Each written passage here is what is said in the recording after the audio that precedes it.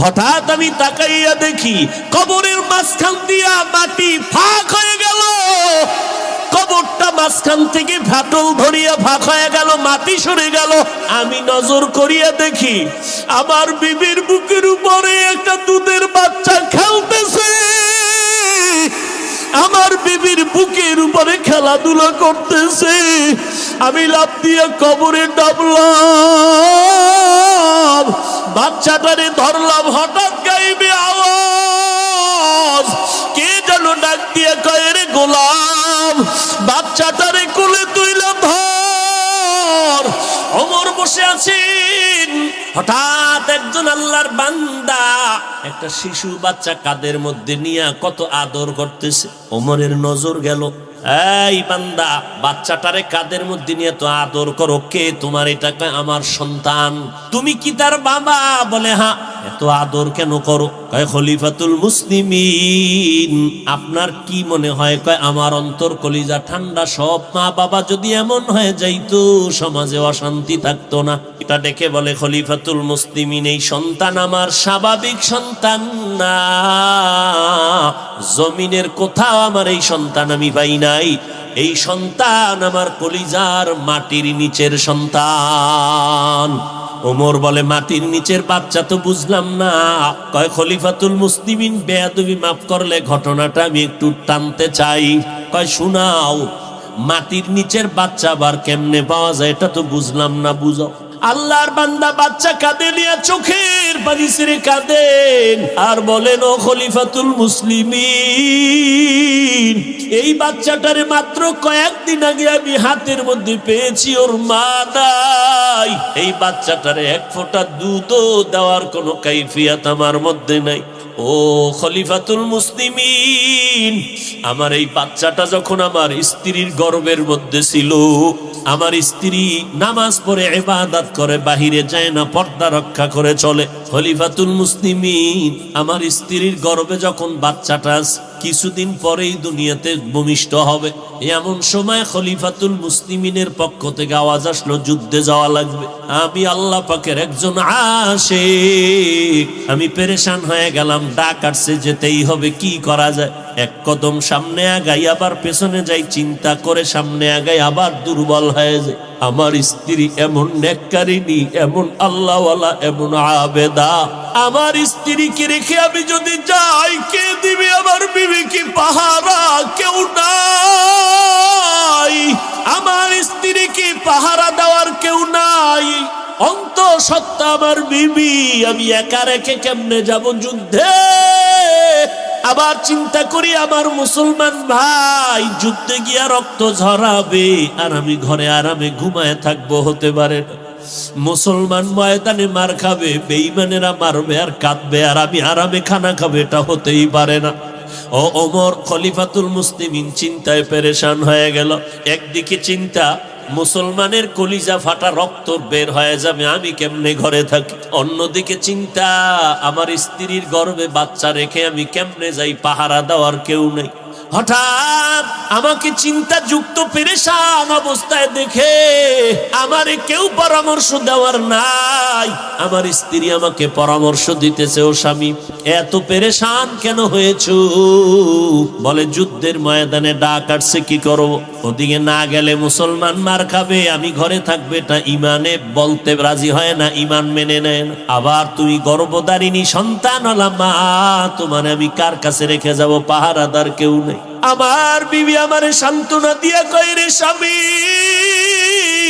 ওয়ামাই ইয়াতাওয়াক্কাল আলাল্লাহ ফাহুয়া হাসবুহ, যেই বান্দা বান্দি আল্লাহর উপরে ভরসা করবে, আল্লাহ তাদের জন্য যথেষ্ট হয়ে যাবে।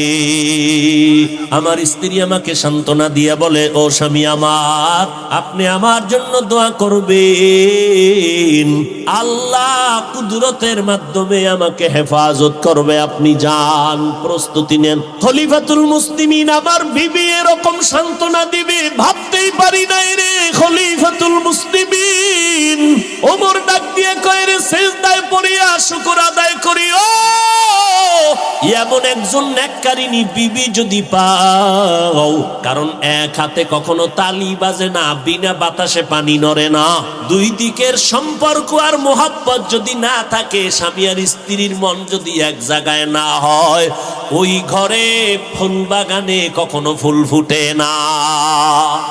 এইবার দোয়া স্বামীরে সান্ত্বনা দিয়া বলে, স্বামী যুদ্ধের ময়দানে যাবেন, কারণ আমাকে পাহারা দেওয়ার থেকে যুদ্ধের ময়দানে আপনার ইমানের দাম বেশি, ইমানের মূল্য বেশি, ইমানের তাকাজা পূরণে যুদ্ধে যান।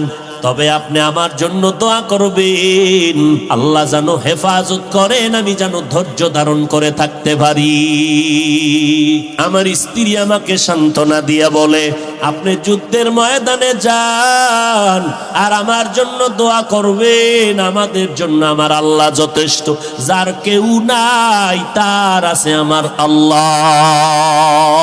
আমি যুদ্ধের জন্য রেডি হয়ে গেলাম। আমার স্ত্রীর গর্ভে বাচ্চা, আর দুনিয়াতে ভূমিষ্ঠ হওয়ার টাইম প্রায় কাছাকাছি হয়ে গেল। আমি যুদ্ধের জন্য স্ত্রীর সম্মতি নিয়ে রওনা। যাওয়ার বেলায় যখন আমি রেডি হয়ে বিদায় নিব, আহা কেমন স্ত্রী! আমারে হাতটা ধইরেই কয় দাঁড়ান। কই যান? কয় যুদ্ধে যাই। কয় দাঁড়ান। অজু আসেনি? কয় আছে। কয় গাট্টিটা রাখেন, 2 রাকাত সালাতুল হাজাত নামাজ পড়ে আল্লাহর কাছে দোয়া করে যান। আমি নামাজে দাঁড়ায় গেলাম। দাঁড়াইয়া বললাম, ওরে মালিক, তোমার দ্বীনের ঝান্ডা উঁচু করার জন্য যুদ্ধের ময়দানে যাই, তুমি মেহেরবানি করে আমার স্ত্রীর গর্ভের বাচ্চাটারে হেফাজত করিও। দোয়া কইরা মোনাজাত ধরে কান্না করে রওয়ানা। আল্লাহর বান্দা বলে, ওমরে ফারুক খলিফাতুল মুসলিমিন, আমি দোয়া করিয়া যুদ্ধে রওনা হয়ে চলে গেলাম। আল্লাহর হুকুম, আমি যুদ্ধ থেকে গাজী হইয়া কয়েকদিন পরে বাড়িতে রওনা। কিছুদিন হয়ে গেল। বাড়িতে আসার পর বাড়ির আঙ্গিনায় পাওটা রাখা মাত্রই দেখলাম শরীরটা একটা জিমানি দিল। হঠাৎ করে একটা আঘাত লাগলো, কেমন যেন কি যেন হয়ে গেল।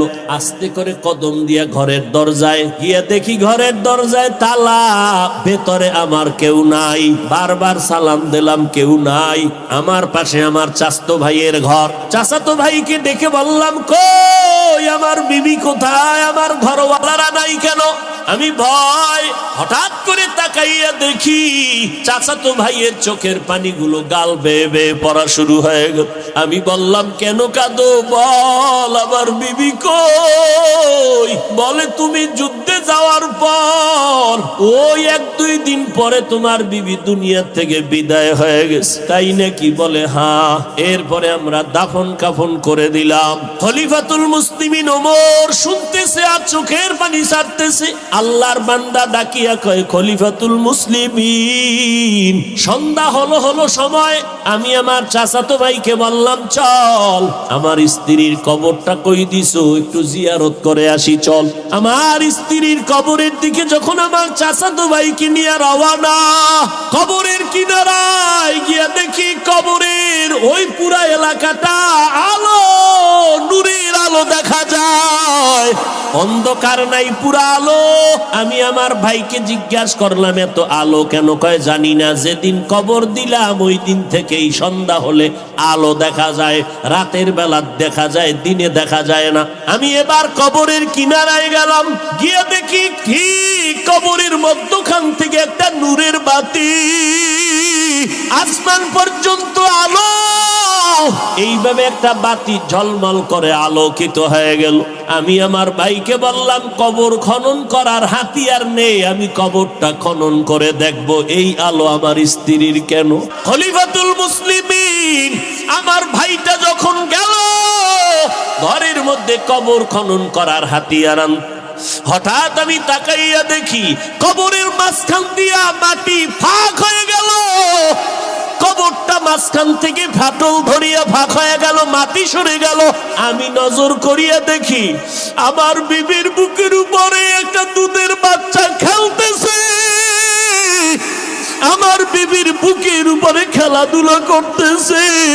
আমি লাফ দিয়ে কবরে নামলাম, বাচ্চাটারে ধরলাম। হঠাৎ গাইবে আওয়াজ, কে যেন ডাক দিয়ে কয়, রে গোলাম, বাচ্চাটারে কোলে তুইলা ধর, তুই তো যুদ্ধের ময়দানে যাওয়ার সময় বইলা গেছিলি নামাজ পড়িয়া, ও আল্লাহ আমার বিবির সন্তানটারে হেফাজত করিও। আল্লাহ তোর বাচ্চাটারে হেফাজত করেছেন। ওই দিন যদি তুই বলতি, ও আল্লাহ তুমি আমার স্ত্রীকেও হেফাজত করিও, তাহলে তোর স্ত্রীটারও তুই জিন্দা পাইতি। তুই তো স্ত্রীর হেফাজতের দোয়া করো নাই, তুই দোয়া করছো স্ত্রীর গর্ভের বাচ্চাটারে হেফাজত করিও। ওই তোর বিবির হায়াত সীমানা শেষ, কবরের ডাক এসে গেছে। কবরে আসার পর তোমার সন্তান প্রসব হয়ে গেছে। ওমরে ফারুক কান্না করে, এই সন্তান কি সেই সন্তান? বলে হ্যাঁ, এটা আমার সেই কবরের নূরের বাতির ঝলমলওয়ালা সন্তান, আমার মালিকের কুদরতের সন্তান। আমি এই সন্তানটারে কোলে নিয়ে দৌড়াইতেছি, কাকে বড় হলে মা বলে ডাকবে? ই কালামে জিন্দা কুরআনে হাকিম, হিকমতে উলা ইয়াজালাসতু কদিম, জামিউল ইলম ফিল কুরআনে হাকিম, তাকাসারাত আনহু আফহামুর রিজালি। আমি হাফিজুর রহমানকে নাপাক পানির থেকে আজকে পাংশার চেয়ারে বসাইছেন, একজন পেছনে মিস্ত্রি আছে। এই বাইকে কথা বলি, ব্যাটারির চার্জ যায়, ফ্যানের বাতাস দিয়া মেশিনটারে ঠান্ডা করে। এক নাগারে বেশি টাইম চললে গরম হবে, আগুন ধরে যাবে। বিদ্যুতের বাতি জ্বলে, বিল দেওয়া লাগবে, না হয় লাইন কেটে দিবে। আল্লাহর আশিক বান্দা যখন চিন্তা করে আমার এই জিব্বা নামের মেশিন দিয়া কত কোটি কথা দৈনিক সাপ্লাই হয়, এই জীবনে 40, 50, 60, 70 বছরে জিব্বা নামের মেশিন দিয়া কত হাজার কোটি কথা সাপ্লাই দিলাম। কথা বলতে বলতে অনেক সময় মাথা ব্যথা করে, কান ব্যথা করে, গাল ব্যথা করে, চোখ ব্যথা করে, কপাল ব্যথা করে। আজও পর্যন্ত সেই মেশিন জিব্বা কখনো ব্যথা করে না। এই কথাগুলো কোন মেশিনে সাপ্লাই হইতেছে? ওই মেশিনটা গরম হইলে ঠান্ডা কে করে? ওই মেশিনে তৈল কে লাগায়? পেট্রোল কে দেয়? অকটেন কে দেয়? ওই মেশিনের বিল কে দেয়? চার্জ কে দেয়? মোবাইলে কথা বলি, চার্জ নাই, আবার চার্জ দাও। নেটওয়ার্কের বাইরে নেটওয়ার্ক লাগাও। সিমের মধ্যে টাকা নাই, টাকা ঢুকাও। আমার যে কথা বলার ব্যাটারির চার্জ যায়, আবার চার্জটাকে তৈরি করলেন। ও বান্দা চিন্তা করে করে করে করে যখন চিন্তা করার সাগরে ঢুকে যায়, আশিক তখন খুঁজে পায় তিনি আর কেউ না, তিনি আমার মালিক, তিনি আমার আল্লাহ। আসমানের দিকে তাকাইয়া দেখে এত সুন্দর আসমান, জমিন থেকে 500 বছরের দূর প্রথম আসমান। এত বিশাল আসমানটা 500 বছরের মোটা। এই আসমানের উপরে আরো আবার খালি জায়গা 500 বছরের মহাশূন্য। আবার উপরে দ্বিতীয় আসমান 500 বছরের মোটা। এইভাবে 7টা আসমান। নিচের থেকে কোনো খুঁটিও নাই, উপর থেকে কোনো রশির টানাও নাই। এইভাবে টানাইয়া রাখলেন, সেট করে রাখলেন, নড়েও না, চড়েও না। আবার এইভাবে 7টা জমিন বানাইছেন। এত বিশাল জমিনের নিচে পানি, এর নিচে আবার জমিন, আবার পানি, আবার জমিন, আবার পানি। এই রকম 7টা জমিন বানাইছেন, 7টা আসমান বানাইয়া রাখলেন। এত সুন্দর আসমান, এত সুন্দর জমিন, যিনি বানাইছে তিনি না জানি কত সুন্দর। কণ্ঠ এত সুন্দর দান যিনি করেছেন, যে আমার কণ্ঠ এত সুন্দর করে বানাইছেন, তিনি জানি কত সুন্দর। এইভাবে চিন্তা করে করে করে যখন অন্তরে তামান্না, মুসা নবী মাদায়েন শহর থেকে স্ত্রীকে নিয়ে মিশরের দিকে রওয়ানা। রাস্তার মাঝে শীতের রাত, স্ত্রীর প্রসব বেদনা শুরু হয়ে গেল, বাচ্চা হবে। শীতের মধ্যে কোথায় যাবে? এক জায়গায় বসিয়া দেখে একটু আগুন দেখা যায়, আগুন পাইলেই তো একটু গরম লাগবে, শীতের মধ্যে কষ্ট লাঘব হবে। পয়গম্বর মূসা স্ত্রীকে রেখে বলে, দাঁড়াও, আমি আগুন দেখতেছি, তাড়াতাড়ি গিয়ে আগুনটা নিয়ে আসতেছি। মূসা নবী চলে গেলেন আগুন আনতে গিয়া। যত কাছে যায় আগুন তত পেছনে যায়, তিনি যত সামনে যায় আগুন তত পেছনে ভাগে। মূসা নবীও দৌড়াচ্ছেন, আগুনও পেছনে যাচ্ছে। মূসা নবী সামনে যায়, আগুন পেছনে যায়। যাইতে যাইতে যাইতে যাইতে হঠাৎ করে একটা আওয়াজ হয়ে গেল, ইয়া মূসা ফাখলা'না আলাইকা বিল ওয়াদিল মুকদ্দাসি তুয়া। এই মূসা, তাড়াতাড়ি জুতা দুইটা খুলো, তুমি যেই জায়গায় পাও রাখছো এটা পবিত্র জায়গা, এটা তুর পর্বতের এলাকা, উপত্যকা তুরে সিনা, এটা পবিত্র জায়গা। জুতা দুইটা খুলে ফেল, তাড়াতাড়ি জুতা নিয়ে ঢোকা যাবে না, বেয়াদবি হবে। মূসা নবী বলেন, দুনিয়ার কেউ যদি আওয়াজটা দিত, হয়তো ডান দিক থেকে, না হয় বাম দিক থেকে, না হয় সামন দিক, না হয় পেছন দিক, কিন্তু জুতা খোলার আওয়াজটা যে পাইলাম, চতুর্মুখী একটা আওয়াজ। আমি মূসা চিন্তা করে প্রশ্ন করলাম, আওয়াজটা কে দিলেন? আবার জবাব আসতেছে, আনা রব্বুক, আমি তোমার রব। মূসা নবী বলে, আপনি আমার রব? বলে হ্যাঁ। এবার মূসা নবী প্রশ্ন করেন, আল্লাহ জবাব দেয়, প্রশ্ন করে জবাব দেয়, প্রশ্ন করে জবাব দেয়। আল্লাহ, আপনি এই জায়গায় কেমনে আইলেন? এবার কথা বাড়তেছে, মোহব্বত বাড়তেছে, কথা বাড়তেছে, মোহব্বত বাড়তেছে, কথা বাড়তেছে, মোহব্বত বাড়তেছে। মোহব্বতের এক পর্যায়ে গিয়ে কয়, হে মালিক, এমন কথার মজায় তুমি আমারে মজাইলা, এখন আর মন চায় না পর্দার আড়ালে বসে কথা বলি, পর্দা উঠাইয়া দাও, একটু দেখা দাও, রব্বি আরিনি। या इलाही मुझसे मुझको दूर कर, ताके देखो मुझ में तुझको एक नजर। या इलाही तू मेरा माबूद है, या इलाही तू मेरा माशूक है। এবার অন্তরে তামান্না জাগলো, আল্লাহকে না দেখে যাব না। আল্লাহ কয়, লান তারানি, কখনো তুমি আমারে দেখতে পারবা না। মূসা নবী বারবার আবদার করে, আল্লাহ একটু দেখা দাও। আল্লাহ কয়, দেখার মতো পাওয়ার তোমার চোখের মধ্যে নাই। মূসা নবী সহ্য করতে পারে না।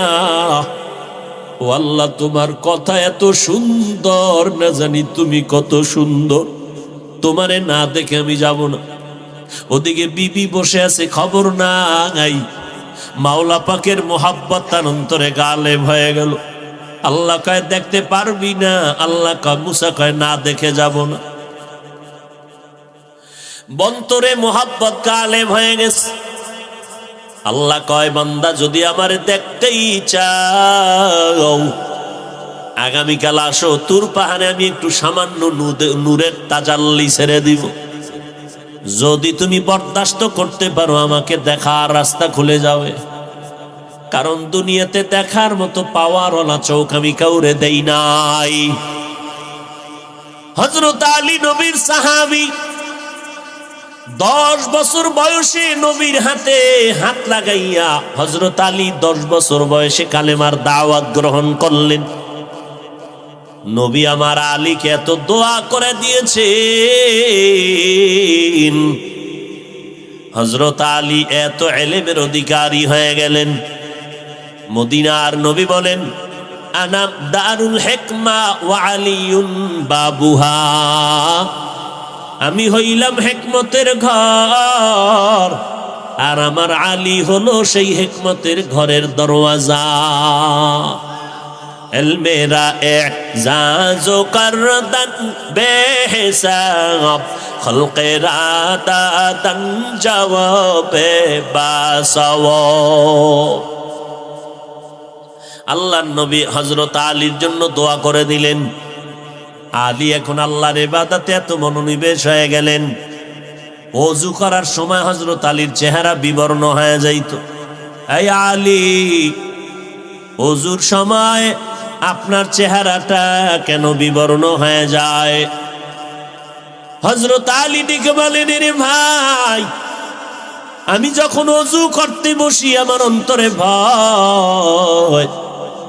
দুনিয়ার ম্যাজিস্ট্রেট, দুনিয়ার বিচারপতির সামনে দাঁড়াইতে মানুষ ভয় পায়, আর আমার মালিকের দরবারে দাঁড়াইতে কেন ভয় লাগবে না?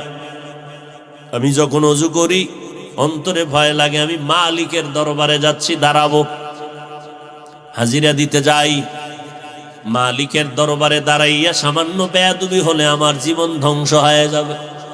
এই ভয়টা অন্তর থেকে আমার শরীরের মধ্যে এটা বের হয়ে যায়। হযরত আলী আল্লাহর এত আমলওয়ালা পাগল। একজনে জিজ্ঞাসা করে, আলী তুমি কার ইবাদত করো? হযরত আলী বলেন, আমি আমার মালিক আল্লাহর ইবাদত করি। জিজ্ঞাসা করে, তুমি আল্লাহর ইবাদত করো, বলো আল্লাহকে দেখছো নি? হযরত আলী ডেকে বলে, রে ভাই, আমি আলী এমন আল্লাহর ইবাদত করি না যেই আল্লাহকে আমি আলী দেখি না। আমি আলী এমন আল্লাহর ইবাদত করি না যে আল্লাহকে আমি দেখি না। আমি আল্লাহকে দেখে দেখে দেখে দেখে আমি আল্লাহর ইবাদত করি। মদিনার নবী বলেন, আনতা আবুদাল্লাহ কাআন্নাকা তারাহ ফাইন লাম তাকুন তারা ফাইন্নাহু ইয়ারাক। ও বান্দা, তুমি আল্লাহর ইবাদত এমন ভাবে করো যেন তুমি আল্লাহকে দেখতে পাও। কয়, আল্লাহকে যদি দেখতে পাও তুই কি দেখবি? আমার আল্লাহর তো আওয়াজ নাই, লাহান নাই, কোনো আকৃতি নাই, কি দেখবি? হিচে কাসদর মুলকে ও আম্বাজো নেই, হিচে কাসদর মুলকে ও আম্বাজো নেই, কৌলে উরা লাহনে নেই, আওয়াজো নেই। আল্লাহর কোনো আওয়াজ নাই, কোনো লাহান নাই, কোনো আকার নাই, কোনো আকৃতি নাই, দেখবি কি? দেখবি কি? এক তো দেখা যায় না, যদি দেখার রাস্তা খুলে তো দেখবি কি? আলী কয়, আমি আল্লাহরে না দেইখা ইবাদত করি না। ওদিকে নবী কয় হাদিসে জিবরাইলে, বান্দা তুমি আল্লাহর ইবাদত এমন ভাবে করো যেন তুমি আল্লাহরে দেইখা দেইখা ইবাদত করো। ও আল্লাহর নবী, এক তো আল্লাহরে দেখা যায় না, যদি দেখা করি তো আল্লাহরে দেখবো কি? আওয়াজ নাই, লাহান নাই, কিছুই নাই। কয় বান্দা, এটা অনুভব করার জিনিস, এটা ভাষা দিয়া বোঝানোর জিনিস না। তেরা আয়না আলো মে রঙ্গ বুহে, जिधर दिखता हो उधर तू ही तू है। तेरा आईना आलो में रंग बू है, जिधर दिखता हो उधर तू ही तू है। আল্লাহ দেখার আয়না গোটা দুনিয়া। আসমানের দিকে তাকা, আমার আল্লাহ দেখার আয়না। আল্লাহর কোরআনের দিকে তাকাইয়া দেখবি, মোহাব্বতের নজর লাগা, কোরআনের দিকে তাকাবি, আমার মালিকের দেখার আয়না হলো কোরআন। এই জমিনে কোরআনওয়ালা আহলে হক, ওলিয়ে কামেল, মুত্তাকি আল্লাহওয়ালা দিয়ে তাকাবি, তারা আল্লাহ দেখার আয়না। বাইতুল্লাহ দিয়ে তাকাবি, আমার আল্লাহ দেখার আয়না। ওই বাইতুল্লাহ দিয়ে তাকাইয়া কলিজা ঠান্ডা কর। ও বান্দা, তুই আল্লাহকে দেখবি, কলিজা দিয়ে দেখবি, তবে ভাষায় ব্যক্ত করতে পারবি না। দেখবি নাকের মধ্যে মাওলার কুদরতের ঘেরান আসতেছি। तू दिल में तू आता है समझ में नहीं आता, तू दिल में तू आता है समझ में नहीं आता, बस जान लिया मैं तेरे पहचानो यही है, बस जान लिया मैं तेरे पहचानो यही है। আমার আল্লাহ পাক সম্মান দেওয়ার মালিক, রিজিক দেওয়ার মালিক, সূর্য চালানোর মালিক, বাতাস দেওয়ার মালিক কে? আমার আল্লাহ। ওই আল্লাহকে চিনো? আমার আল্লাহ কেমন? চেহারা এত সুন্দর করে বানাইছে, এমন সুন্দর চেহারা দুনিয়াতে আর কারোটাই বানায় নাই। নজর করে দেখ, একই মায়ের গর্ভ থেকে 5টা ভাই বোন আসছি, 3 জন বোন 2 জন ভাই, 3 জন ভাই 2 জন বোন। নজর করে দেখ, একজনের চেহারার সাথে অন্যের মিল নেই, কণ্ঠের সাথে অন্যের কণ্ঠ মিল নাই। এমন কি সারা দুনিয়ার মানুষ যদি এক জায়গায় জমা করো, তাকাইয়া দেখ, কারো আঙ্গুলের টিপের সাথে জমিনে আর কারো আঙ্গুলের টিপ মিলবে না। কাদের কুদরত দাদি বার কামাল, আন্তা রব্বি আন্তা হাসবি যুল জালাল, তুহি কাদের জলিলুল্লাহ জাহাদার, বহর হালে তুহি মেরা নেগাহদার। আল্লাহ তাআলা বলেন, আমারে যারা মোলাকাত দেখতে চাও, অন্তরে যাদের তামান্না আছে, তাদের জন্য অর্ডার, বাই ফোর্স অর্ডার, নেক আমল কর। কাদের জন্য? যারা আল্লাহরে দেখতে চায়। যারা দেখতে চায় না তাদের কোনো অর্ডার নেই। আল্লাহরে দেখুন না পাগলেরা, এরা দুনিয়াতেও যেমন পাগল, আখিরাতের ময়দানেও থাকবে পাগল। দুনিয়াতেও তারা পাগল, আখিরাতের ময়দানে তারা পাগল। শামসুল হক ফরিদপুরি রহমাতুল্লাহ আলাইহি গোপালগঞ্জ টুঙ্গিপাড়া থানার পাশে আওয়ামী লীগওয়ালারা রাজনৈতিক সিস্টেম চালু রাখিয়া অব্যাহত রাখতে গিয়া গোপালগঞ্জ টুঙ্গিপাড়ায় যায়। স্বাধীনতার স্থপতি মরহুম শেখ মুজিবুর রহমানের মাজার জিয়ারতে ফুল দেয়, দোয়া নেয়। যায়নি? ওখান থেকে 5-7 কিলোমিটার একটু দূরে গওহারডাঙ্গা মাদ্রাসা। জগতের শ্রেষ্ঠ আল্লাহওয়ালা শামসুল হক ফরিদপুরি রহমাতুল্লাহ আলাইহি, এত বড় আল্লাহর ওলি, দুনিয়াদারেরা তার সামনে যাইতে বড় কাঁপতে থাকতো ভয়ে, অথচ তার হাতে অস্ত্র নাই। এরপরও কেন ভয় পায়? মান কানা লিল্লাহ কানাল্লাহু লাহ। যারা আমার আল্লাহর গোলাম হয়ে যাবে, দুনিয়ার সব তাদেরকে ভয় করতে থাকবে। পেছনে পেছনে বহু বাহাদুরেরা বলে, অমুকের শেষ করব, অমুক হুজুরের বিরুদ্ধে এই করব সেই করব।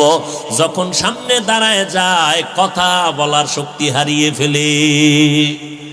হরকে দারত খৌফে হক দর দিল মদগম, জন্নতুল মাওয়া দেহত উরা মকাম, জুজবা হকচি জে মখাজ ইনসুজা, ফজলে উ আমস্তে দর জুমলা জাহা। আল্লাহরে দেখতে মনে চায়নি? কঠিন বিষয়, চাপাবাজি করেন না, দিল থেকে বলেন, আসলে মনে চায়নি? আল্লাহর যারা আশেক পাগল, এরা দুনিয়াতেও দৌড়ায়, খালি দৌড়ায় দৌড়ায়, আল্লাহরে তালাশ করে, এরা আল্লাহর পাগল। শামসুল হক ফরিদপুরি রহমাতুল্লাহ আলাইহি বলেন, এই দুনিয়ার মানুষ, তোমরা শুধু টুপিওয়ালারে পাগল বলিও না। দুনিয়াতে এমন একটা মানুষ নেই যেই মানুষটা পাগল না, সব মানুষ পাগল। সব মানুষ পাগল, আমিও পাগল, আপনারাও পাগল, চেয়ারম্যান পাগল, এমপি পাগল, মন্ত্রী পাগল, দুনিয়ার সব মানুষ পাগল। বলে কেমন? কেউ টাকার পাগল, কেউ গাড়ির পাগল, কেউ নারীর পাগল, কেউ সম্মানের চেয়ারের পাগল। যে যেই জিনিসের পাগল ওই জিনিসটা নিয়ে শুধু জিকির করে, ফিকির করে। টাকার পাগলওয়ালা ঘুমের ভিতরেও টাকা টাকা টাকা জিকির করে, নামাজের মধ্যে দাঁড়াইয়াও টাকা টাকা টাকা জিকির করে। যেই বান্দা ক্ষমতার পাগল ওই বান্দা নামাজের মধ্যে ক্ষমতা ক্ষমতার স্বপ্ন দেখে, ঘুমের মধ্যেও আমার চেয়ারে বইলোকে। কথা ঠিক নেই? এরে নবীর উম্মতের দল, এই জমিনের মধ্যে শামসুল হক ফরিদপুরি বলেন সবাই দুনিয়ার পাগল। কেউ টাকার পাগল, কেউ নারীর পাগল, কেউ গাড়ির পাগল, কেউ বাড়ির পাগল। আর একদল পাগল, এরা টাকার পাগল না, বাড়ির পাগল না, গাড়ির পাগল না, ক্ষমতার চেয়ারের পাগল না। এই মানুষগুলো হলো আমার আল্লাহর মোলাকাতের পাগল। এরা খাইতে গেল আমার আল্লাহরে তালাশ করে, খানার ভিতরে আহ আহ করে শব্দ করে, আসমানের দিয়ে তাকাইয়া আমার আল্লাহরে তালাশ করে, জমিনের দিয়ে তাকাইয়া আমার আল্লাহর তালাশ করে, সূর্যের দিকে তাকাইয়া আমার আল্লাহর ঘেরান নেয়, চঁদের চাঁদের দিকে তাকাইয়া আমার আল্লাহর কুদরতের ঘেরান নিতে থাকে, পানির দিকে তাকাইয়া আমার আল্লাহর কুদরতের ঘেরান নেয়, পাহাড়ের দিকে তাকায় আমার আল্লাহর তালাশ করে। ও ওয়াজ মাহফিল পাইলে দৌড়ায়, আজান শুনলে মসজিদে দৌড়ায়। কারণ এখন আমার মাওলা ডাক দিছে, আমার বিবির কথা শোনা যাবে না, আমার সন্তানের কথা শোনা যাবে না, চাকরি করা যাবে না, ব্যবসা করা যাবে না। আমার আল্লাহর ডাক আসছে, আল্লাহু আকবার, আমার আল্লাহই সব থেকে বড়। এখন দুনিয়ার কোনো চাকরি বড় না, ব্যবসা বড় না, মা বড় না, বাপ বড় না, আল্লাহ বড়। তার দাওয়াতে আমার যেতেই হবে। দৌড়াইয়া মসজিদে বান্দা হাজির হয়ে গেল। এই যে পাগলগুলো কিয়ামতের ময়দানে এরা পাগলের মতো দৌড়াবে আর বলবে, ও দয়ার মালিক, হিসাব টিসাব বুঝি না, কখন তোমার সাথে মোলাকাত হবে, একটু রাস্তা খুইলা দাও। আল্লাহ কয় একটু অপেক্ষা কর। ইয়া আইয়াতুহান নাফসুল মুতমাইন্না ইরজিই ইলা রাব্বিকি রাদিয়াতাম মারদিয়া ফাদখুলি ফি ইবাদি ওয়াদখুলি জান্নাতি। তোর মতো কিছু পাগলেরা আরশে আজিমের নিচে বসে আছে, ওরা আমার আশেক, ওরা আমার পাগল। এ পাগলেরা, তোরা ওই জায়গায় গিয়া বস। এরপরে আমার নবী জান্নাতের গেইটে গিয়া যখন তালা খুলবে, ওই সময় গিয়া তোমরা জান্নাতের ময়দানে মেহমানখানায় ঢুকবা। এরপরে আমি আল্লাহ আসার পর আমি পর্দা উঠাইয়া আমার আশেকের সাথে মোলাকাত করব। আল্লাহর সাথে মোলাকাতের আশা আছে তো ইনশাআল্লাহ? আল্লাহ কবুল করেন। যারা আল্লাহর সাথে মোলাকাতের আশা, আল্লাহর অর্ডার হলো বান্দা বাই ফোর্স অর্ডার, নেক আমল করো। কি আমল? নেক আমল। মদিনার নবী কয় কি পরিমাণ আমল করবা? নবী কয় অল্প আমল কর, যদি ইখলাস নিয়ে করো তোর অল্প আমল নাজাতের যথেষ্ট হয়ে যাবে, জান্নাতের দরজায় বিনা হিসাবে পৌঁছাইয়া দিবে। বেশি আমলের দরকার নাই, অল্প আমল করো, তবে আমলটা আল্লাহর কাছে গ্রান্টেড হওয়ার জন্য একদিকে লাগবে তোমার ইখলাস, অপর দিকে সাবধান যেন শিরিকের গন্ধ না থাকে। আমলের দাম আছে না নাই? একজন সাহাবী, নবীর একজন সাহাবী ঘটনা বর্ণনা করেন। সাহাবী বলতেছেন, আমার আব্বাজানের কথা, ওমরে ফারুকের আমল চলে, খলিফাতুল মুসলিমিন। যেই ওমরে ফারুকের দেখলে শয়তান পর্যন্ত রাস্তা দিয়া পালিয়ে যায়। কেমন একটা মানুষ চিন্তা করেন, শয়তান ফালাইয়া যায়, কেমন ভয়। আর আমগো পাংশার একজন চালাক বাঙালি কয়, হুজুর শয়তান আমারও দেখলে ফালায়। কেন? কয় ওর থেকে বড় শয়তান আমি। ওমরেরও দেখলে শয়তান পালায়, আর আপনারও শয়তান দেখলে পালায়। কয় আমার এই এলাকায় দরকার নাই, আমার যত আকামের কাজ এই মহাপণ্ডিত চালায় যাইতেছি। আমি তারে খেলাফত দিয়ে দিলাম, তুমি আকাম করতে থাকো, আমার আসার দরকার নেই, আমি বিজি আছি, অন্য এলাকায় যাই। ওমর বসে আছেন, হঠাৎ একজন আল্লাহর বান্দা একটা শিশু বাচ্চা কাদের মধ্যে নিয়ে কত আদর করতেছে। ওমরের নজর গেল, এই বান্দা, বাচ্চাটারে কাদের মধ্যে নিয়ে তো আদর করো, কে তোমার? এটা আমার সন্তান। তুমি কি তার বাবা? বলে হ্যাঁ। এত আদর কেন করো? কয় খলিফাতুল মুসলিমিন। আপনার কি মনে হয়? কয় আমার অন্তর কলিজা ঠান্ডা। সব মা বাবা যদি এমন হয়ে যাইতো, সমাজে অশান্তি থাকতো না। তা ডেকে বলে, খলিফাতুল মুসলিমিন, এই সন্তান আমার স্বাভাবিক সন্তান না, জমিনের কোথাও আমার এই সন্তান আমি পাই নাই। এই সন্তান আমার কলিজার মাটির নিচের সন্তান। মাটির উপরের না নিচের?